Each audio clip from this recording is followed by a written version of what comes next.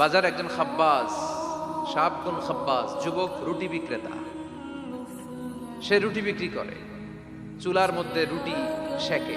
সে যে সালাম দিল, আসসালামু আলাইকুম, যুবক বলে ওয়ালাইকুম আসসালাম। আহমদ ইবনে হাম্বল বলে, যুবক আমার যাওয়ার জায়গা নেই, সফরে বেরিয়েছি, খুব শীতে কষ্ট পাচ্ছি, রাতে যদি তোমার এই চুলা থেকে একটু আগুন পোহাই কোনো সমস্যা?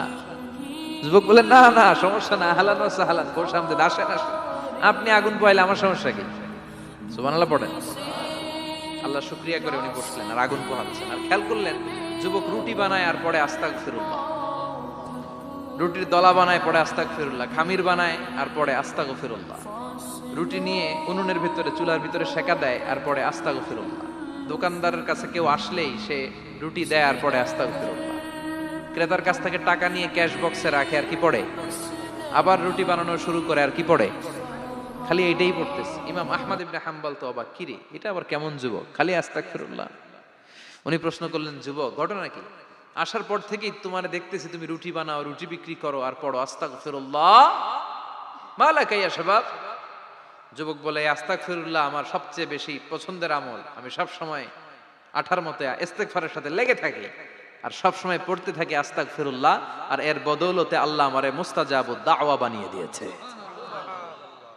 আহমদ ইবনে হাম্বল তো অবাক, আনতা মুস্তাজাবুদ দাওয়া,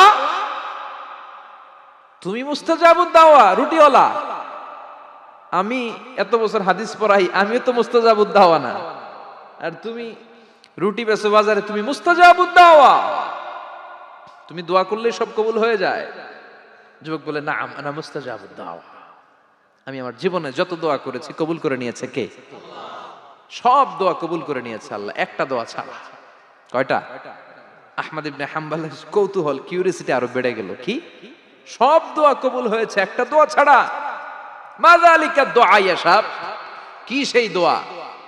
যুবক এবার বলতে শুরু করলো, আমার জীবনে যে দোয়াটা আল্লাহ কবুল করে নাই সেটা হচ্ছে, আমি আল্লাহর কাছে অনেক চেয়েছি, অনেক দোয়া করেছি যে আল্লাহ, শুনেছি এই জামানার সবচেয়ে বড় মুহাদ্দিস, তার নাম নাকি ইমাম আহমদ ইবনে হাম্বল, আল্লাহ তোমার কাছে আমার চাওয়া, আমি যেন এই ইমাম আহমদ ইবনে হাম্বলরে দেখে মরতে পারি, আমি যেন ইমাম আহমদ ইবনে হাম্বলের হাতে হাত রেখে মুসাফা করতে পারি আর তার কপালে একটা চুমু এঁকে দিতে পারি। আহমদ ইবনে হাম্বল আবেগপ্রবণ হয়ে গেলেন, চোখের পানি ছেড়ে দিলেন, বললেন, যুবক তোমার এই দোয়াটাও কবুল হয়ে গিয়েছে। আহমদ ইবনে হাম্বলের দেখা আর সাক্ষাৎ পাওয়ার জন্য আহমদ ইবনে হাম্বলের বাড়িতে তোমার যাওয়ার দরকার নাই, আহমদ ইবনে হাম্বল তোমার দরবারে ছুটে এসেছে।